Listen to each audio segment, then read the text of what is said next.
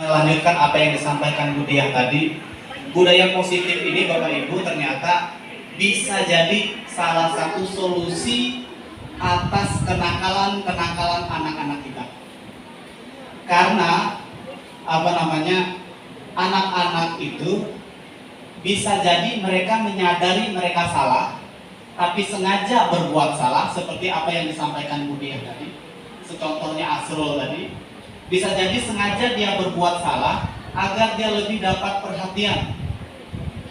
Tapi bagaimana cara kita mengatasi agar kesalahan-kesalahan itu tidak lagi diulangi? Fokus kita di sana. Fokus kita di sana. Salah satunya adalah seperti contoh-contoh yang sudah disampaikan kemudian, salah satunya adalah dengan menerapkan budaya positif di sekolah. Budaya apa yang ingin kita miliki di sekolah sehingga itu menjadi menjadi kontrol, menjadi pengontrol setiap kelakuan, setiap tindakan, setiap ucapan yang ada di sekolah ini, baik yang dilakukan oleh guru maupun dilakukan oleh siswa.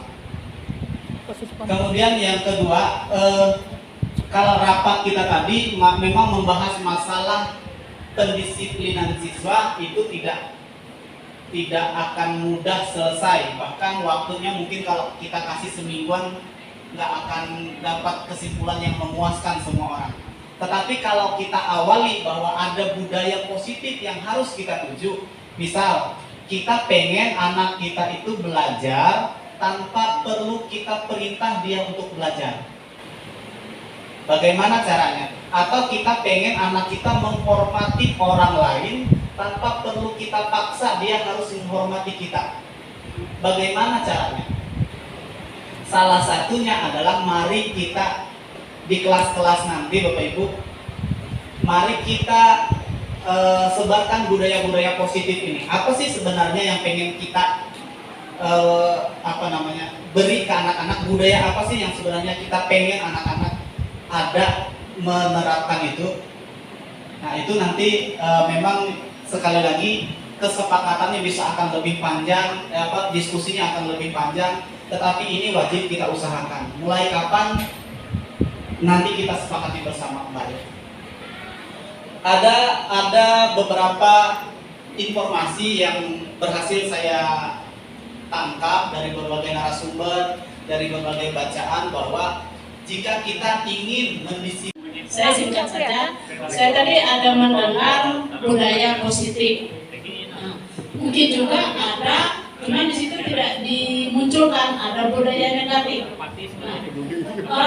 Seperti yang dijelaskan oleh Pak Tino tadi, bahwa perkembangan itu bisa berasal dari keluarga. Saya jadi ingat Pak Tino, teori perkembangan anak yang tokohnya Maria Montessori. Mungkin Pak Tino masih ingat itu mata kuliah psikologi pendidikan, kalau nggak salah. Ya, Maria Montessori mengatakan bahwa perkembangan anak itu ada 3. Yang pertama informal, yang kedua formal, dan yang ketiga non formal. Nah, terus yang ada lagi, anak itu dilahirkan bagaikan kertas putih. Apapun yang terjadi pada anak dipengaruhi oleh 3 hal itu tadi. Kalau di keluarganya kebiasaannya seperti ini, tidak harus seperti itu, nanti dia berubah di pendidikan formal, bisa dirubah. Terus ada lagi pendidikan luar itu non formal, berarti lingkungan. Nah, ini ada hubungannya. Saya tidak bicara Ki Hajar, tapi saya bicara Maria Montessori. Ya, sekarang kalau budaya itu, disiplin itu tadi Pak, murid itu kan apa yang dilihatnya di sekolah, yang pertama dilihat itu berarti orang yang di atasnya, pasti di kelas itu gurunya. Nah sekarang kalau gurunya tidak berbudaya positif, bagaimana kita bisa merubah anak? Karena yang pertama kali dilihat kan gurunya. Kalau gurunya aja sering terlambat, nah itu sudah pertama itu, saya juga boleh terlambat dong. Terus yang kedua, kalau gurunya sering tidak hadir di kelas, ya jangan marah-marah dong kalau anak siswanya sering juga tidak masuk. Berarti itu budaya. Nah, ambil yang positifnya. Sekarang bagaimana caranya Pak supaya kita guru itu selalu menjalankan budaya positif itu tadi. Saya kira itu saja Pak, hanya menambahkan. Terima kasih. Ya, bisa ditekan sehingga dia kekikiran itu tidak tampak di di perilakunya, karena dipengaruhi oleh pendidikan, salah satu yang menurut Maria tadi Bu, dipengaruhi oleh lingkungan, keluarga dan sebagainya. Tetapi sifat kikirnya itu akan selamanya ada dalam diri anak. Katanya, memang jelas kayak ada baratnya begitu.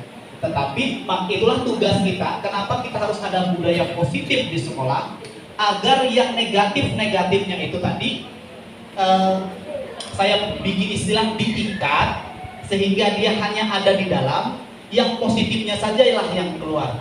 Nah, itulah tugas kita, membuat budaya positif itu tadi.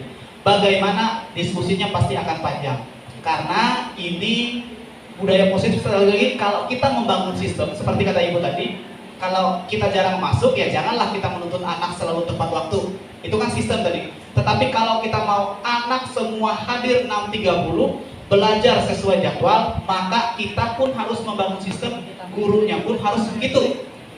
Itu membangun sistem. Dan itu perlu keterlibatan semua kita. Bahkan petugas kantin pun perlu terlibat untuk membangun sistem itu. Misalnya kita nggak mau anak makan waktu jam belajar misalnya, berarti petugas kantin juga harus kita libatkan untuk membangun sistem itu. Dan itu sekali lagi akan panjang perjalanannya sampai ke sana. Kemudian yang kedua tadi membangun kesadaran. Kalau membangun kesadaran, saya lupa beri contoh. Katanya kita bisa melihat Jepang, katanya Bu. Katanya kita bisa melihat Jepang. Orang Singapura kalau dia datang ke Jakarta, contoh yang diberikan oleh Pak Sahrir kemarin, dia merokok bisa saja membuang sembarangan. Tapi di negaranya dia tidak akan berani membuang rokok itu sembarangan. Karena sistem di negaranya itu sudah mendesain dia untuk tidak melakukan itu sembarangan. Tetapi ketika dia ke negara orang lain, untuk rokoknya bisa saja dibuangnya sembarangan. Itu manusia yang dibangun oleh sistem. Tetapi ketika manusia dibangun oleh kesadaran bahwa dia harus membuang membuang sampah pada tempatnya karena dia perlu keindahan, kenyamanan dan sebagainya. Lihatlah kayak orang Jepang.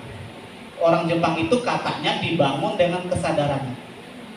Demikian Bapak Ibu, terima kasih.